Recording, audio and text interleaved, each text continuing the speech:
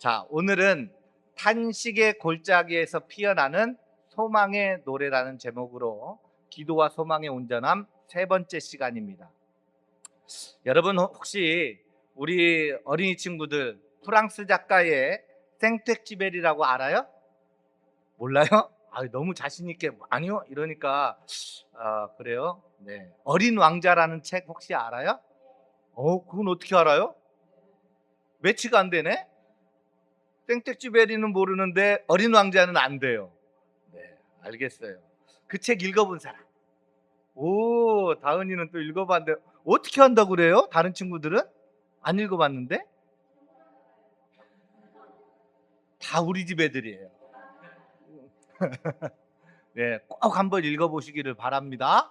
네, 그 어린 왕자의 이런 문장이 있습니다. 사막이 아름다운 것은 어딘가에 오아시스가 숨어 있어서야 라는 문장이에요. 저는 처음 이 문장을 읽을 때는 조금 이해하기가 어려웠습니다. 오아시스가 보인다면 아름답다고 할 수 있지만 보이지도 않는데 어떻게 사막이 아름다울 수 있을까 생각했어요. 그런데 인생을 살아가다 보니까 이 말이 조금 다르게 들리기 시작했습니다. 눈에 보이지 않는다고 해서 없는 것은 아니라는 사실을 알게 되었기 때문입니다. 여러분, 하나님은요 종종 그렇게 일하십니다. 하나님은 어떻게 일하신다고요? 그렇게 일하세요. 자, 들어보세요. 보이지 않는 곳에서 하나님은 가장 중요한 일을 하고 계실 때가 많다는 거예요. 하나님은 종종 그렇게 일하세요. 사막은 아무것도 없는 곳이 아닙니다. 아무것도 없는 것처럼 보일 뿐이에요. 끝없이 이어지는 모래, 보이지 않는 목적지, 걸어도 달라지지 않는 그런 풍경. 사막이 힘든 이유는 뜨거운 햇볕 때문만이 아니라는 거예요. 여러분, 사막이 힘든 이유는요, 이 길의 끝이 보이지 않기 때문이라는 것이죠. 어쩌면 우리 인생에도 그런 사막 같은 시간들이 있어요. 하나님이 계신다고 믿는데 가까이 계시는 것이 느껴지지 않을 때가 있고, 기도는 하는데 응답은 들리지 않고, 열심히 살아왔는데 어디로 가고 있는지 모르겠는 그런 시간들이 우리 인생에 사막과 같은 시간들이 있다는 거예요. 그때 우리는 묻지요, 여러분. 하나님, 지금도 일하고 계시는 거 맞지요? 하나님, 정말 제 기도 듣고 계시는 거 맞지요? 하나님, 이 길의 끝에 소망이 있기는 한 것입니까? 라고 말입니다. 사랑하는 여러분, 사실 우리의 가장 큰 문제는 고난 자체가 아닙니다. 우리의 가장 큰 문제는 이 고난 속에서 하나님의 뜻이 보이지 않는 것에 있어요. 여러분들 한번 생각해 보세요. 여러분들이 힘든 그 고난, 어떤 환난 다 어떻게 보면 견딜만 했죠? 그래서 지금까지 견디면서 여기까지 왔습니다. 곰곰이 한번 생각해 보시라는 거예요. 그 고난 속에서 하나님의 뜻이 보이지 않을 때가 가장 큰 문제라고 느끼면서 그 하나님을 붙잡았던 그 시간들이 여러분들의 인생을 채우지 않았습니까? 여러분, 기도가 막히고 마음이 무너지고 입술에는 기도보다 한숨이 먼저 나올 때가 우리 인생 가운데는 분명히 있다는 사실이에요. 그 순간 우리는 종종 스스로를 정죄하지요. 내 믿음이 부족한가? 왜 이러지? 왜 나는 기도조차 제대로 하지 못하는 걸까라고 하면서 말입니다. 그런데 여러분, 오늘 로마서 8장, 오늘 본문에는 아주 놀라운 복음의 소식이 있다는 거예요. 예. 로마서 8장에는 아주 놀라운 복음의 소식이 있습니다. 무엇이냐면, 우리가 하나님을 찾지 못할 때에도 하나님은 우리를 놓치지 않으셨다는 거예요. 그리고 우리가 기도할 힘조차 없을 때에도 성령님은 우리를 위해서 탄식하며 간구하고 계신다는 겁니다. 우리가 이해할 수 없는 고난 속에서도 하나님은 모든 것을 합력하여 선을 이루고 계신다는 거예요. 여러분, 그래서 성도의 탄식은 절망의 끝이 아니라는 것입니다. 여러분, 성도의 탄식은 바로 그 자리가 하나님이 일하시는 시작점인 것을 믿으시라는 거예요. 오늘 이 말씀을 통해서 우리의 탄식의 골짜기에서 다시금 소망의 노래가 이렇게 들려지는 귀한 은혜가 저와 여러분들의 삶에 있기를 주님의 이름으로 축복합니다. 사도 바울은 오늘 본문을 시작하면서 우리의 시선을요, 우리가 발을 딛고 있는 이 세상 전체로 확장시켜요. 이해하셨습니까? 우리의 시선을 우리가 우리 앞만 보는 것이 아니라 우리가 살고 있는, 우리가 발을 딛고 사는 이 세상 전체로 확장시킨다는 거예요. 그래서 오늘 본문을 제대로 이해하려면 26절부터 읽으면 안 돼요. 사실은 22절부터 이 이야기가 시작된다는 것이죠. 우리 어린이 친구들 같이 22절 같이 한번 읽어봅니다. 시작. 피조물이 다 이제까지 함께 탄식하며 함께 고통을 겪고 있는 것을 우리가 아느니라. 아멘. 여러분, 여기서 사도는 지금 탄식이라는 단어를 사용하죠. 그렇죠? 헬라어 언어로 스테나조라는 이 단어는 단순히 기분이 좋지 않다, 단순히 기분이 좋지 않아서 그렇게 내뱉는 한숨이 아니라는 것입니다. 이것은 해산의 고통을 의미해요. 우리 친구들 해산의 고통 아는 사람? 설명할 수 있는 사람. 해산의 고통. 이렇게 질문이 훅 들어갈 줄 몰랐죠. 해산의 고통 몰라요? 여자애들인데도 모르네. 네? 해산이 뭔가 알아요? 아이를 낳는 거. 그래요. 자, 해산의 고통을 의미해요. 이 탄식이라는 말은. 그래서 아이를 낳기 위해서 산모가 겪는 그 죽음과 같은 진통, 온몸의 뼈 마디마디가 끊어지는 것 같은 그 극심한 고통의 소리가 바로 탄식이에요. 그러니까 아이 낳는 것이 쉬워요? 어려울 것 같아요? 쉬울 것 같아요? 힘들 것 같아요? 그러니까 여러분들은 소중한 사람들이에요. 제가 산부인과 2번 갔는데 아이가 셋이지만 그 2번 갔을 때 옆에서 해줄 게 없어서 정말 말로 표현할 수가 없더라고요. 대신 제가라도 아파주면 그냥 좀 낫겠는데 아픈 그 고통의 신음소리를 듣고 옆에서 아무것도 할 수 없는 이 자체가 그 자체만으로도 거의 고통스럽더라고요. 이것이 해산의 고통이에요.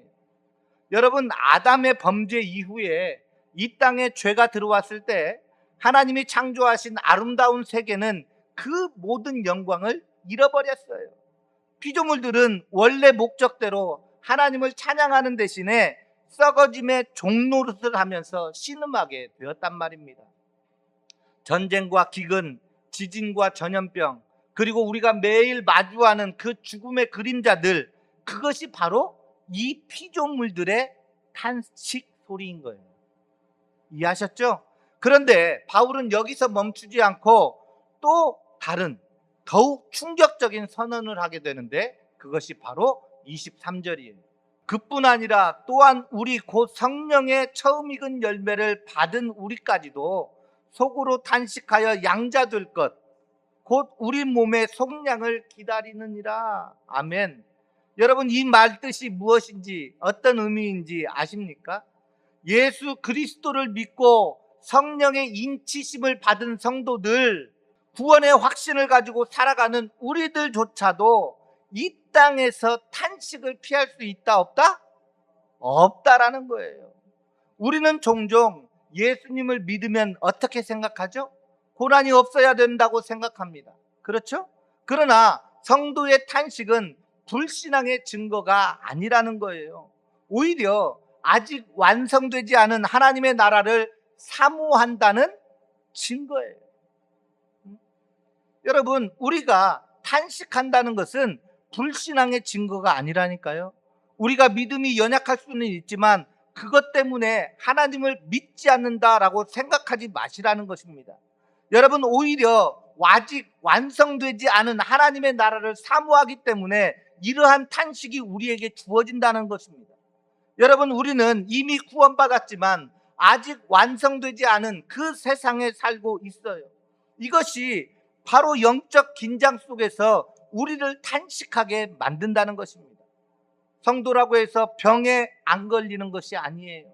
성도라고 해서 사업에 실패하지 않는 것이 아닙니다. 성도라고 해서 자녀의 문제로 밤잠을 설치지 않는 그런 삶을 사는 것이 아니라는 거예요.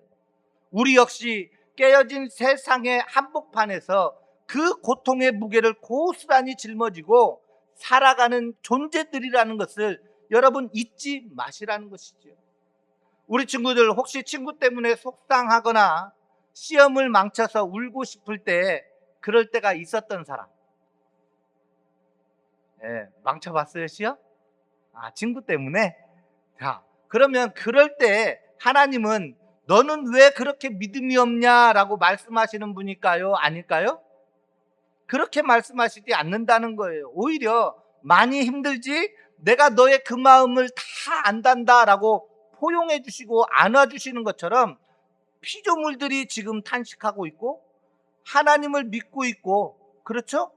구원의 백성으로 부름받은 우리들도 이 세상 안에서 탄식하는 것은 당연하게 여겨주시는 분이 하나님이시라는 거예요.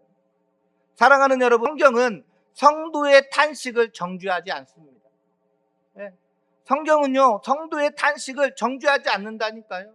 오히려 성도의 탄식을 믿음의 여정 속에서 있는 아주 자연스러운, 아니 반드시 있어야만 하는 과정으로 보여주고 있다는 거예요. 그러니까 우리 안에서 탄식이 나오고 좀 고난과 어떤 환난 속에서 힘들고 한숨 나올 때가 있을 때, 그때 그것을 믿음으로 결부시키고 또 어떤 내가 이렇게 이래도 되나 하면서 너무 절망하거나 낙심하지 마시라는 거예요. 우리 하나님은 이미 우리들의 탄식을 할 것을 이미 알고 계세요. 이해하셨죠? 우리가 탄식하는 이유는 우리가 나약해서가 아니라는 것이죠. 우리가 이 세상이 전부가 아님을 알기 때문에 탄식하는 거예요. 여러분, 이 세상이 전부라고 생각한다면 탄식할 것이 무엇입니까? 진짜 고향인 천국을 사모하기 때문에 이 세상의 어지러움과 혼란함과 이 죄악의 광행함 때문에 탄식하고 괴로워하는 것 아니겠습니까? 그래서 탄식은 어쩌면 거룩한 불만족이라는 것이죠. 죄 많은 이 세상에 안주하지 않고 하나님의 영광스러운 나라를 기다리는 그 성도의 거룩한 언어가 바로 탄식이라는 거예요. 사랑하는 여러분, 여러분 중에 지금 혹시 말 못할 탄식의 골짜기를 지나는 분이 계십니까? 기도를 해도 상황은 변하지 않고 제 입술에서는 한숨만 나옵니다 라고 고백하는 분 계시냔 말이에요. 그렇다면 기억하십시오. 이 탄식은 여러분이 하나님을 떠났다는 증거가 아니라 오히려 여러분이 하나님의 도움 없이는 단 한순간도 살 수 없는 온전한 하나님 나라의 자녀라는 강력한 증거가 된다는 사실을 말입니다. 여러분, 십자가를 질 때 어떻게 탄식이 없겠습니까? 우리 주님을 생각해 보세요. 그 십자가를 지기 전에 얼마나 탄식하며 땀방울이 핏방울이 되기까지 기도하셨습니까? 그러나 그 탄식은 절망의 소리가 아니라 소망을 향한 산고의 소리라는 거예요. 산고의 소리, 해산의 고통, 그렇죠? 엄마 아빠가 어린이 친구들 너희들을 어떻게 낳는 줄 알아? 그렇게 뼈마디가 뒤틀리고 힘들고 고통 속에서 무엇 때문에 견딜 수 있었을까? 이 아이들이 태어나면 얼마나 기쁨으로 너희들을 바라보게 될지, 하고 울음을 터뜨릴 너희들을 생각하면서 엄마들은, 얘들아 여기 봐, 엄마들은 그 고통을 이겨내는 거야. 너희들이 하는 소리, 그 소리 듣기 위해서. 그게 바로 산고의 소리인 거예요. 여러분, 그러므로 우리는 오늘 이 시간 하나님 앞에서 여러분의 탄식을 부끄러워하지 마시기를 바라요. 여러분들에게 탄식의 어떤 고난의 어떤 험한 환난, 그런 것들이 있다고 해서 부끄러워하지 말라는 것입니다. 강한 척, 믿음 좋은 척 포장하지 마시라는 거예요. 하나님은 여러분들의 정직한 탄식 소리를 듣길 원하신다는 것을 기억하시기 바랍니다. 그래서 그 탄식의 자리야말로 하나님의 은혜가 머물기 시작하는 첫 번째 자리라는 것을 기억하시고 여러분들 하나님 앞에 정직한 모습 그대로 드러내시는 귀한 은혜 있기를 바랍니다. 토설과 토로의 기도 지난 시간에 들었죠? 그렇게 어떤 형태든 간에 여러분들의 그 속에 있는 마음 하나님께 온전히 내어드릴 때 바로 거기에서 은혜가 시작되고 바로 그 자리에서 기도가 시작되는 거예요.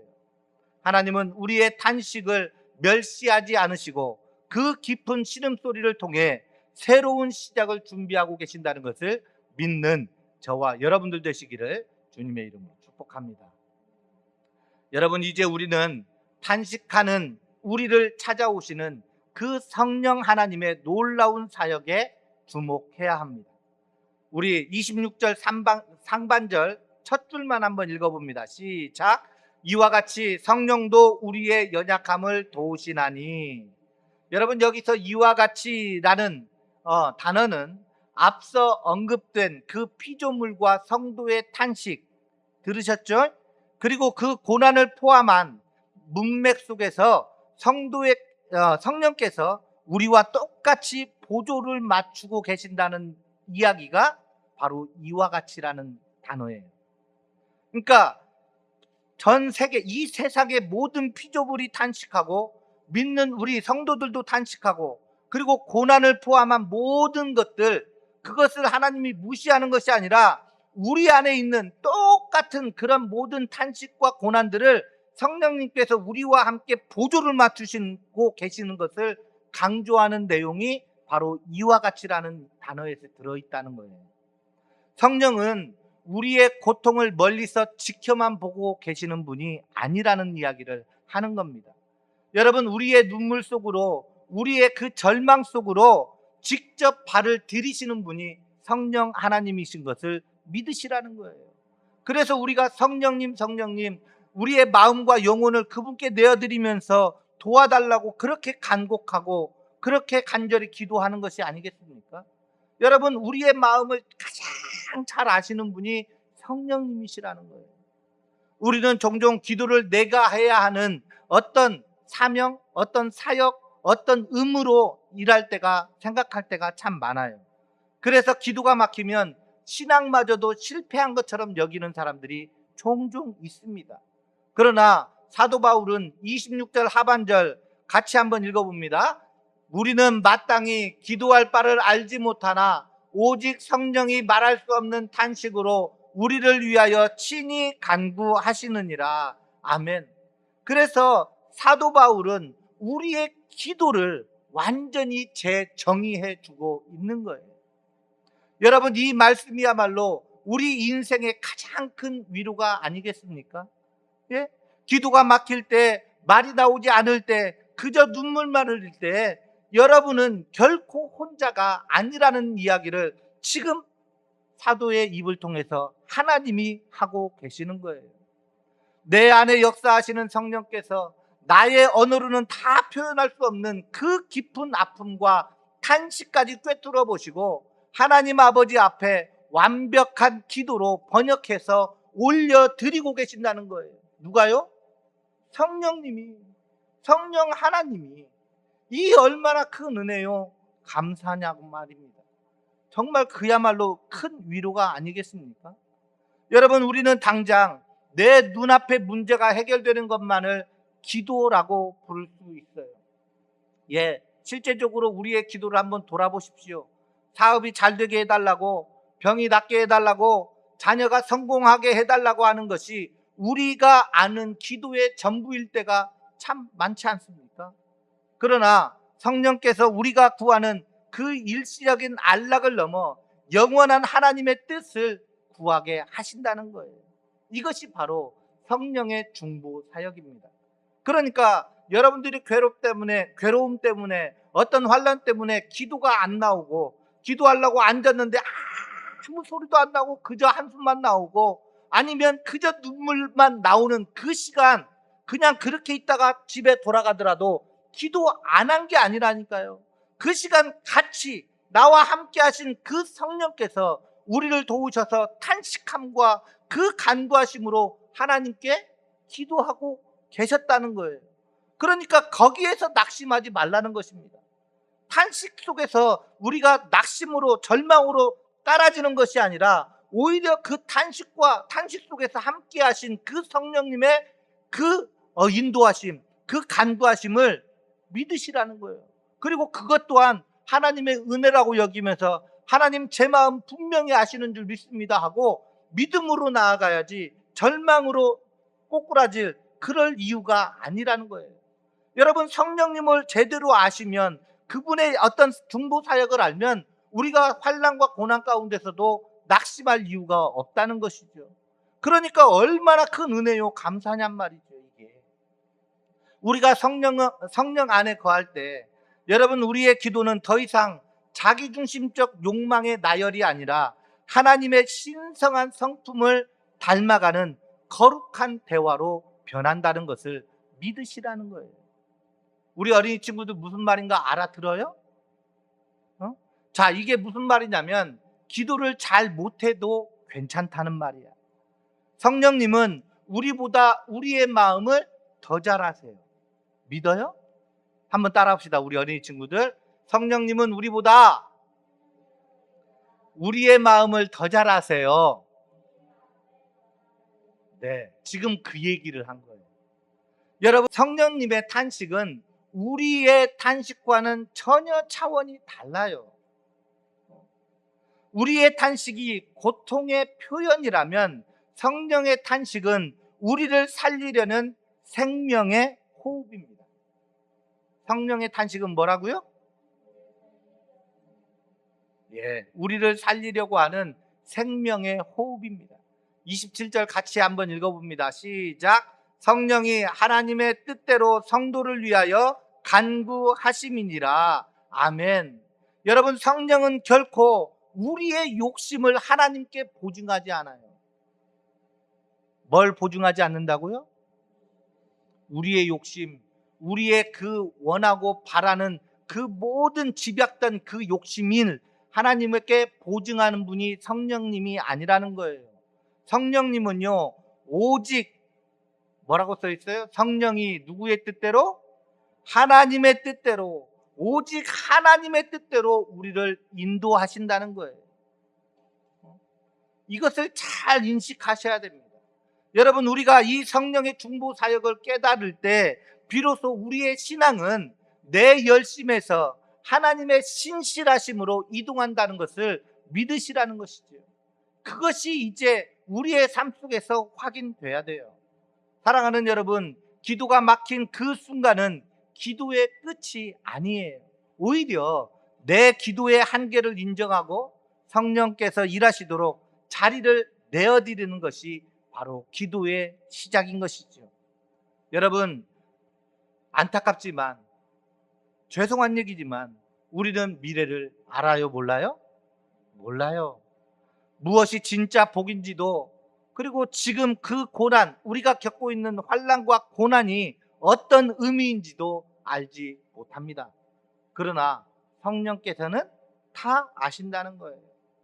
성령은 하나님의 마음을 아시고 우리의 영혼도 다 아세요. 그래서 성령께서 우리를 위해서 간구하신다는 이 사실 하나만으로도 우리는 오늘을 살아낼 힘을 얻게 되는 거예요.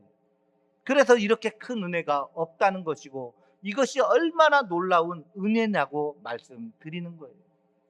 사랑하는 여러분, 성령께서 우리를 위해 간구하시는 이유는 이미 예수 그리스도께서 십자가로 하나님과 우리 사이의 길을 여셨기 때문입니다. 이것을 믿으십니까? 아멘. 부활하신 주님은 지금도 우리를 위해서 중보하고 계십니다. 이 사실을 믿으십니까? 아멘. 그러므로 우리가 탄식할 때에도 하나님은 우리를 외면하지 않으신다는 거예요. 내 기도가 멈춰도 내 안에 성령님은 멈추지 않습니다. 내 입술은 닫혀서 한숨소리와 그 울음밖에 터져 나오는 것이 없을지라도 성령의 탄식은 끊이지 않는다는 거예요. 여러분, 바로 이것이 우리 주범교회가 붙들어야 할 기도의 비밀입니다. 아멘. 여러분, 제발 기도의 전문가가 되려고 애쓰지 마십시오.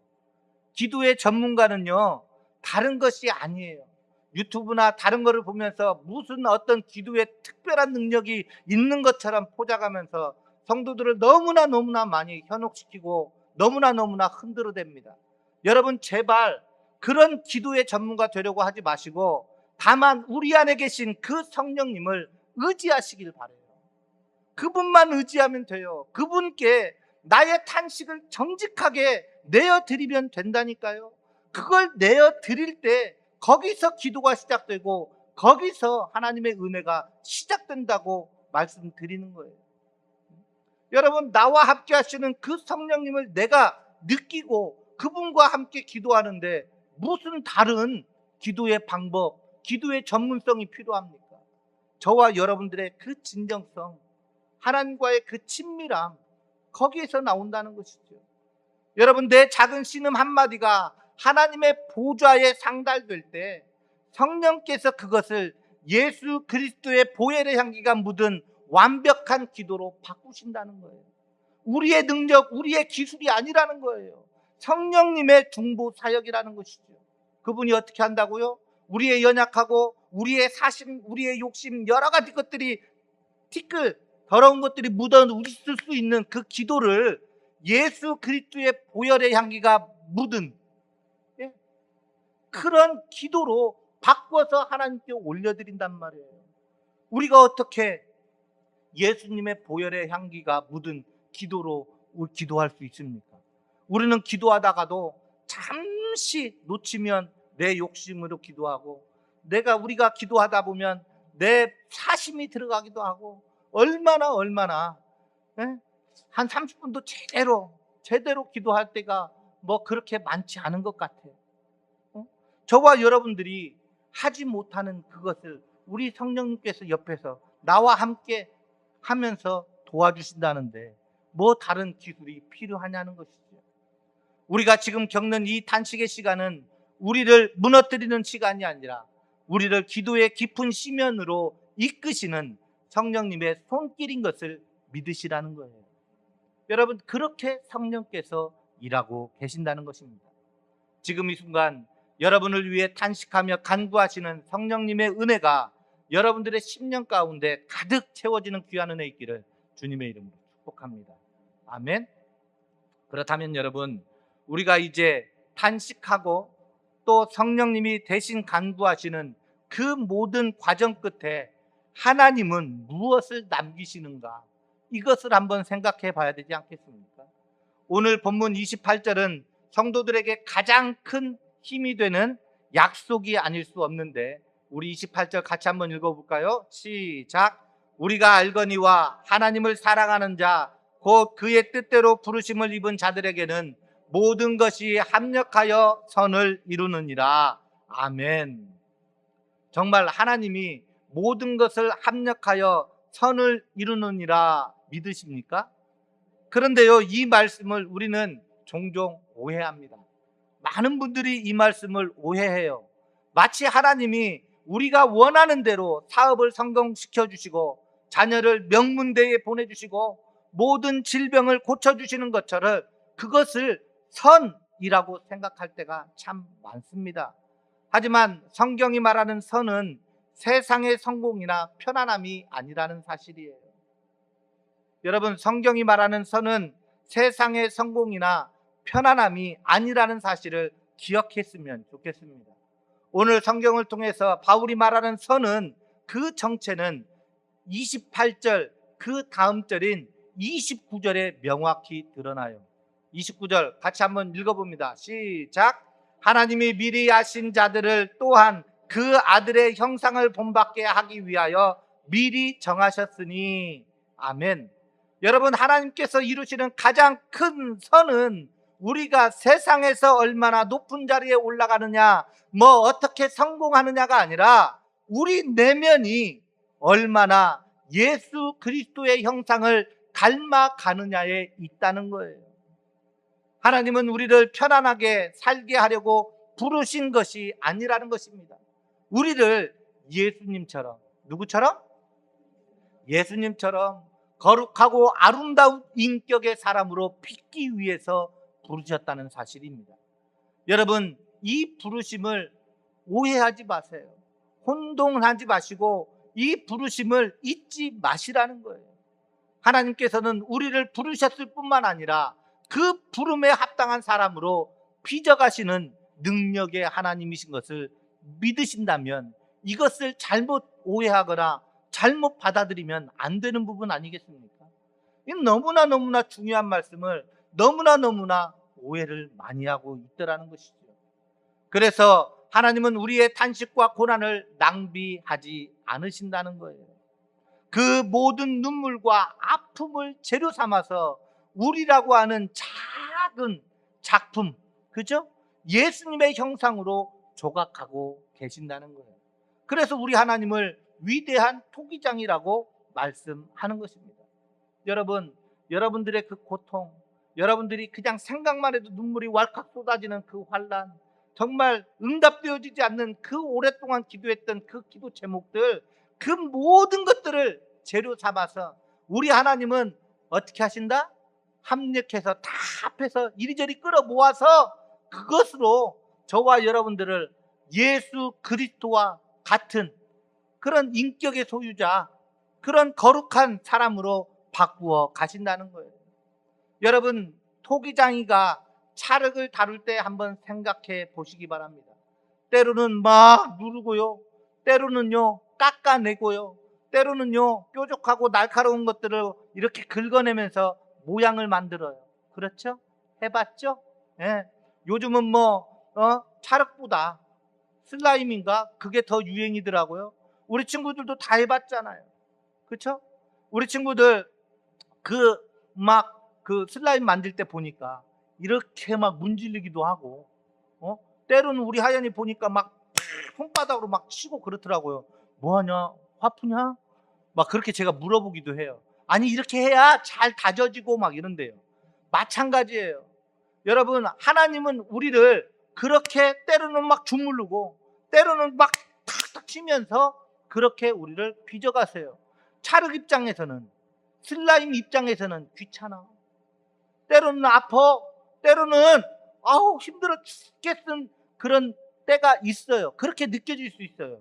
그러나 그 찰흙을, 그 슬라임을 망치려고 하는 게 아니라 그 슬라임을, 찰흙을 어떻게든 잘 이쁘게 해가지고 뭔가 만들어 보려고 막 두드리고 때리고 했던 거잖아. 그죠?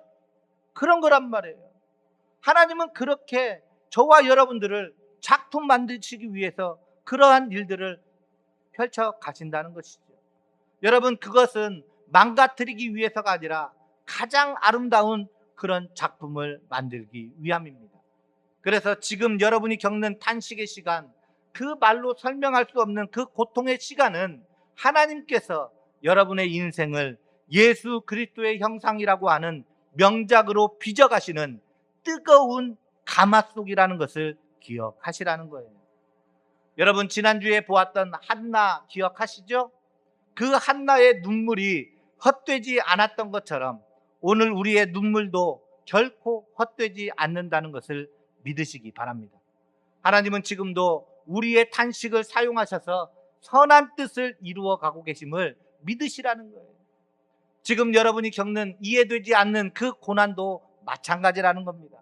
우리가 지금 당장 그 이유를 알 수 없어도 하나님의 계획이 멈춘 것은 아니라는 것을 기억하시면서 어떠한 상황 속에서도 우리가 찬양했던 것처럼, 우리가 아까 고백했던 하나님은 나를 지키시는 자라고 고백하면서 믿음으로 나아가는 그런 자세가 저와 여러분들에게 있기를 주님의 이름으로 축복합니다. 여러분, 우리 하나님은 실수하지 않으세요. 우리 하나님은 실수하지 않으신다니까요. 아멘 할 때까지 해야지. 우리 하나님은 실수 안 하신다고요. 아멘? 네. 여러분, 우리가 길을 잃은 것 같을 때도 하나님은 길을 잃으실까요? 안 잃으세요. 우리가 보지 못하는 곳에서 하나님은 그냥 푹 쉬고 계실까요? 아니에요. 우리가 보지 못한다고 해서 하나님이 푹 쉬고 계시는 거 아니에요. 그때도 하나님은 일하고 계시는 것을 믿으시라는 거예요. 바로 28절에 합력하여라는 말, 그것이 바로 그런 의미가 담겨 있는 거예요.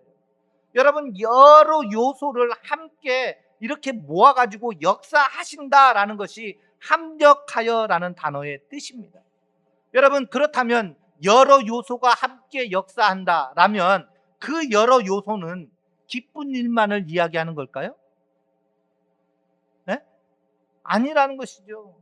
저와 여러분의 슬픈 일도, 아픈 일도, 때로는 이해할 수 없는 눈물까지 하나님은 사용하신다는 거예요. 그 모든 것을 사용하셔서 합력하여 선을 이루시는 분이 하나님이시다, 이 말씀인 거예요. 그러므로 오늘 우리는 결과보다 하나님을 더 신뢰해야 되겠죠? 그렇죠? 네. 응답의 속도보다 하나님의 성품을 더 붙들어야 되겠죠? 아멘. 그 말이 하나님을 사랑하는 자, 즉 그의 뜻대심으로 부르심을 입은 자들에게는 고난도 눈물도 탄식도 모두 합쳐져 결국 선을 이루신다. 누가요? 하나님이. 이것이 복음이 우리에게 주는 가장 강력한 소망인 줄 믿습니다. 여러분, 오늘 말씀을 정리합니다. 오늘 우리는 모두 이 깨어진 세상 속에서 탄식하며 살아가는 사람들이라는 것을 배웠습니다. 그렇죠? 그러나 기억하시라는 거예요. 우리의 탄식은 절망의 끝이 아니라 하나님의 은혜가 머물기 시작하는 첫 번째 자리라는 거예요. 예. 하나님은요, 우리를 탄식하게 만드세요. 왜요? 왜일까요? 바로 거기서부터 우리의 시선이 주님께 향하게 되거든요. 우리가 기분 좋고 우리가 안락하고 편안하고 우리가 세상 것으로 만족하고 충족을 느낄 때는 하나님 절대 안 보입니다. 예, 보이는 척, 보는 척은 할 수 있어요. 예, 연기할 수 있다니까요. 가면 얼마든지 쓰고. 하지만요, 진정한 하나님을 향한 그 고백, 하나님밖에는 내가 살 길이 없습니다. 그 하나님 절대 의존적 존재로 하나님은 우리를 바꿔가셔야 되기 때문에 저와 여러분들의 삶 속에 분명히 한숨소리, 눈물소리, 그죠? 절망의 그 탄식소리를 기어이 내뱉게 만드신다는 거예요. 하지만 거기서 기억하시라는 것이죠. 거기는 절망의 끝이 아니라 하나님의 은혜가 머물기 시작하는 첫 자리라는 거예요. 첫 자리. 성령께서는 바로 그 탄식의 골짜기에서 우리와 함께 호흡하시면서 말할 수 없는 탄식으로 하나님 아버지께 우리를 위해 간구하고 계신다는 거예요. 얼마나 큰 위로입니까? 얼마나 큰 은혜냔 말이에요. 그리고 하나님은 그 모든 탄식과 눈물을 재료 삼아서 우리를 예수 그리스도의 형상을 닮은 하나님의 작품으로 빚어가고 계신다는 거예요. 얼마나 기가 막힌 은혜냔 말이에요, 여러분. 그러므로 이제 우리는 다시 믿어야 한다는 것이죠. 뭐 해야 된다고요? 다시 믿어야 돼요. 여러분, 탄식이 없는 것이 믿음이 아니라니까요. 많은 분들이 그냥 세상에서 떵떵거리고 별일 없이 그냥 이렇게 무난하게 살고 정말 누릴 것 다 누리고 사는 것을 복이라고 얘기하는데 아니에요, 여러분. 하나님이 저와 여러분들에게 주고 싶은 그 진정한 복은 저와 여러분들 입에서 나오는 탄식에서 나오는 그것을 시작으로 하나님께 고정된 시선, 그리고 하나님에 의해서 우리가 이끌림 받아 하나님이 말하시는 그 거룩으로 초대된 자의 그 삶의 방향과 그 삶의 이 진면목이 모든 것이 하나씩 하나씩 바꿔가면서 거룩한 하나님의 백성으로 변해가는 모습, 그 모습이 진정한 하나님이 우리에게 주시고자 하는 복이라는 것입니다. 여러분, 그래서 우리가 이제 다시 믿어야 된다는 거예요. 잘 먹고 잘 사는 게 믿음이 아니고 그게 복이 아니라는 거예요. 탄식 속에서도 소망을 노래하는 것이 진짜 믿음이고 하나님이 우리에게 주시고자 하는 정말 값진 복이라는 것이죠. 여러분, 믿음이 있다면 왜 이렇게 힘든가라며 낙심했던 마음을 이제 내려놓으시기 바랍니다. 정직한 탄식마저 감추려 했던 우리의 두려움도 정말 이제는 내려놓으시기 바랍니다. 모든 것이 두려움에서 시작돼요. 그 두려움만 내려놔도 우리의 삶은 이렇게 하나님께서 도우신다는데, 우리가 못하는 부분까지도 책임지신다는데 우리는 계속 하는 불뱀을 보고 있어요. 노뱀만 보면 산다는데도 하는 이 불뱀만 보고 있어요. 얼마나 안타깝냔 말입니다, 여러분. 여러분, 하나님은 아직 끝나지 않으셨습니다.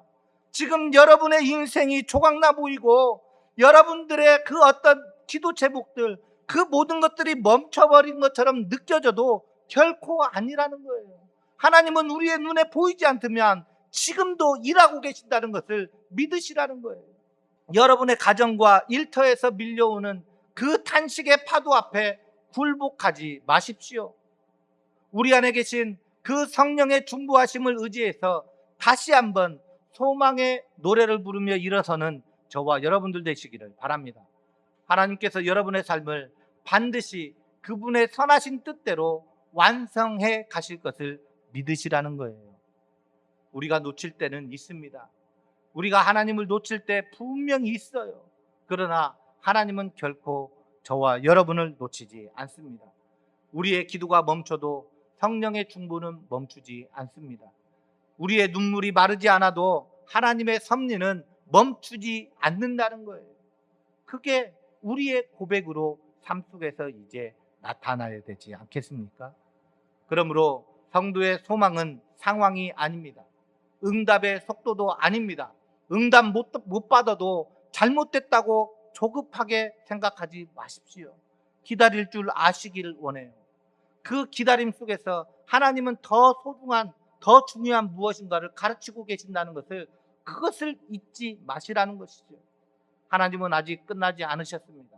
그러므로 이번 한 주도 탄식의 자리에서 소망을 노래하며 성령과 함께 걸어가시는 주봉교회 모든 성도님들 다 되시기를 주님의 이름으로 축복합니다. 아멘. 찬송하겠습니다.